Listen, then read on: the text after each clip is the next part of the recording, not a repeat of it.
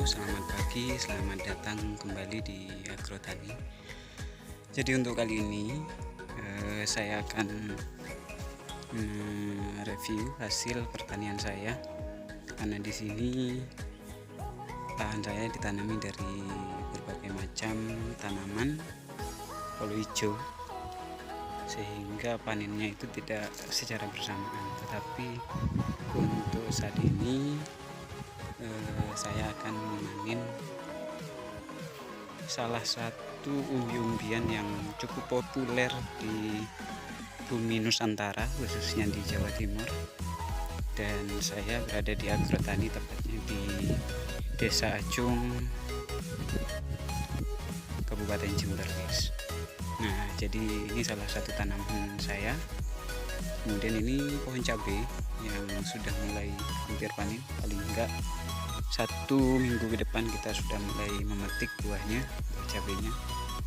Nah, ini yang kosong baru selesai panen kacang atau kacang tanah dan sudah ditanami kembali seperti ini. Ini kacang tanah masih berusia 1 mingguan, guys. Nah, kemudian saya kasih info kepada semua para petani. Jadi di masa pandemi ini, karena hasil tani tidak begitu memuaskan, harga hasil tani itu sangat minim. Kemudian juga terkendala ketika kita bercocok tani, terkendala dengan pupuk yang susah untuk kita dapatkan. Jadi ada salah satu tips untuk mendapatkan hasil panen yang melimpah, tetapi kita tidak perlu bermodal, ya, tidak perlu bermodal apa-apa, tidak perlu bermodal pupuk, juga tidak perlu bermodal perawatan dan lain sebagainya. Jadi kita cukup tanam dan tunggu sampai masa panen. Nah, jadi ini adalah salah satu tempat yang awalnya sebelumnya ditanamin ubi jalar, dan ada beberapa ubi jalar yang masih belum saya panen. Nah, ini sudah panen dan ditanami kembali. Kemudian apa yang saya sebut tadi, tidak perlu bermodalkan apa-apa, cukup kita bermodal tenaga, karena tanpa tenaga kita tidak bisa berbuat apa-apa. Nah, jadi inilah yang saya maksud, tidak perlu bermodal apa-apa, cukup tanam dan tunggu panennya. Ini sudah siap dipanen, kurang lebih sudah berusia 65 hari, ya, kurang lebih 65 hari ini sudah bisa dipanen.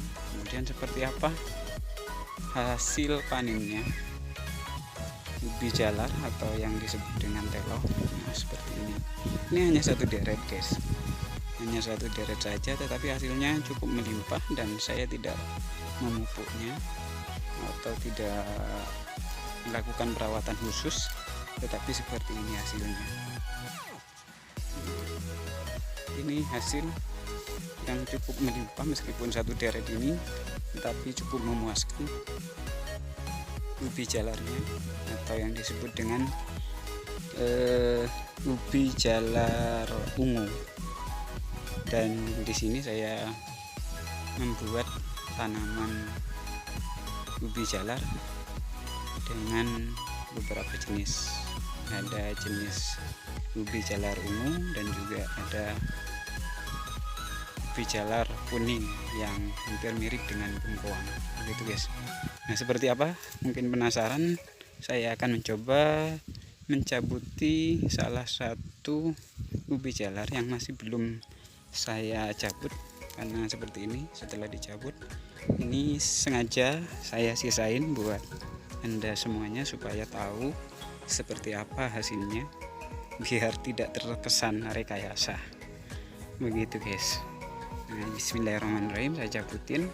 Ini ubi jalar yang Nah seperti ini guys, yang sudah berusia hampir 3 bulan.